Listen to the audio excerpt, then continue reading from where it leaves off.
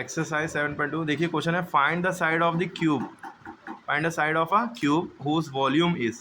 इस क्वेश्चन का मतलब क्या है, क्यूब की साइड यानी क्यूब की जो लाइन सेगमेंट है वो कितनी है वो निकालना है, जिसका वॉल्यूम दिया है यानी कि उसके अंदर की जगह उसकी कैपेसिटी दी है। अब कैसे करेंगे, वॉल्यूम ऑफ क्यूब का फॉर्मूला लगाएंगे। पहले तो आपको क्वेश्चन का मतलब पता होना चाहिए, क्यूब का मतलब क्या है, जो ऐसा बने, है ना। स्क्वायर का मतलब चौकोर, चौकोर से हमारा क्यूब बन जाता है 3D, ये 2D होता है, ये 3D।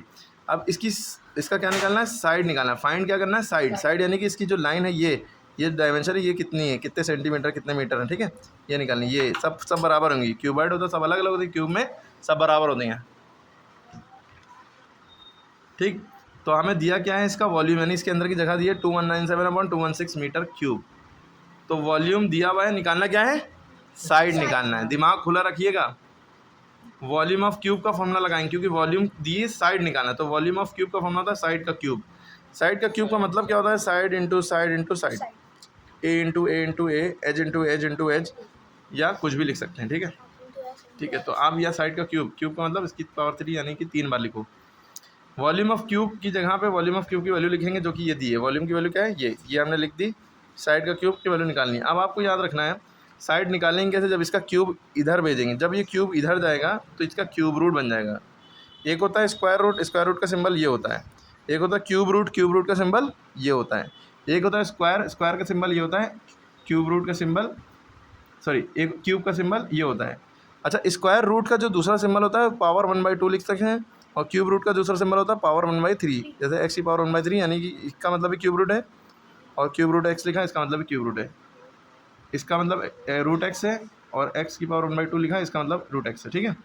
कहने मतलब समझ गए। अब देखिए ये क्यूब इधर जाएगा तो क्यूब रूट बन गया, यानी पावर 3 लगी रहेगी, दोनों पे क्यूब रूट लग जाएगा होल पे।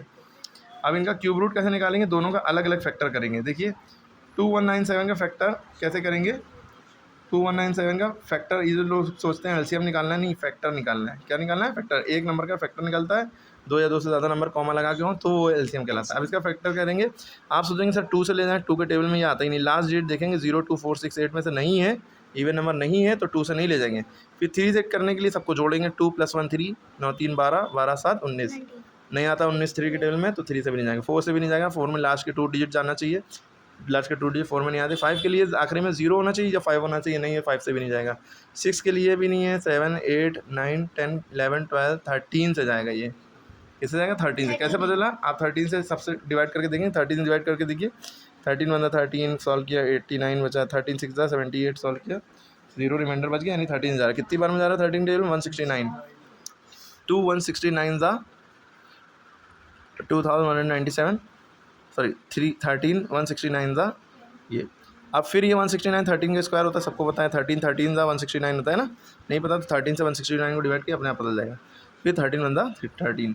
तो आप इसकी जगह पे इसकी जो क्यूब के इसके फैक्टर आए वो लिखेंगे। क्यूब रूट के अंदर क्या लिखेंगे, 3 बार 13 आया, 1 2 3, ठीक है, लिख लिया आपने। फिर 216 का क्यूब रूट आप करेंगे, उसको ऐसे करा जाएगा। अच्छा, बहुत से बच्चे यहाँ पे गलती करते हैं, 2 × 2 2 8 16 लिख देते हैं, गलत हो जाता है। याद रखिए जब भी 2 से कर रहे हैं तो इसका आधा लिखना होता है। 216 का आधा 108 होगा, वरना डिवाइड करके देख लिए तब पता चलेगा क्यों 108 आया, 108 क्यों आया, ठीक है। 200 का आधा 100 होता है, और 16 का 8 108, ठीक है। तो 108 का आधा 54, 154 का हाफ 27। अब लेकिन 27 2 से अब नहीं जाएगा, इसलिए 2 से नहीं करेंगे, आधा नहीं करेंगे, इसका 3 से करेंगे, क्योंकि 3 9 20, 3 3 9 3। अब देखिए 3 बार 2 आया, 3 बार 3 आया, तो इसकी जगह पे हम फैक्टर क्या लिखेंगे, 3 बार 2 1 2 3, और 3 बार 3 1 2 3, ठीक है। और आपको पता है क्योंकि क्यूब रूट लगा है, ये क्यूब रूट हमने अलग अलग कर लिया था, पहले एक था, अलग अलग कर लिया ताकि दिक्कत ना हो। 3 का पेयर बाहर निकलता है, क्यूब रूट लगा है तो 3 का एक बाहर निकलेगा, ठीक है। अगर स्क्वायर रूट लगा होता है यानी 3 ना लगा होता, स्क्वायर रूट का सिंबल होता खाली, तो 2 का पेयर निकलता, 2 का 13 एक बाहर निकलता, एक अंदर ही रह जाता, ठीक है, क्योंकि उसका पेयर नहीं बना है। अब ये हम भी देखिए 3 का स्क्वायर क्यूब रूट के बाहर 1 2 निकला, इंटू इस 3 का एक 3 बार 3 है, एक 3 निकला, ठीक है। आपके पास 13/2 3 ज़ा 6, 13/6 आया। क्लियर हो गई बात। ये इसका क्यूब रूट है, इसका, सॉरी, इसकी साइड की वैल्यू आ गई। साइड की वैल्यू कितनी आ गई, 13/6। अगर आपको उसमें करना है 6 × 12, है ना, अगर आपको डिवाइड करना है तो आप यूँ कर लेंगे, नीचे वाला नंबर हमेशा बाहर रहता है, चाहे छोटा हो चाहे बड़ा। 6 × 12 बचा 1 पॉइंट लगाया, 0 है, 6 1 × 6 बचा 4, है ना, पॉइंट लगा 0.6 अरे पॉइंट के 2 नंबर तक ले लिया। साइड की वैल्यू कितनी आ गई 2.12 और सेंटीमीटर है तो सेंटीमीटर सॉरी मीटर था तो मीटर ही लगेगा, क्यूब नहीं लगेगा। क्यूब में क्यूब लगता है, साइड निकालते हैं तो एरिया निकालना होता तो स्क्वायर लगता है।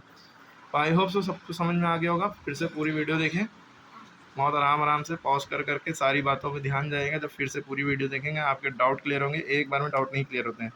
वीडियो कभी भी देखिए, 2 बार 3 बार देखिए। 11 सवाल, अब कमेंट में इसका आंसर बताइए क्या आएगा, देखें तो मैं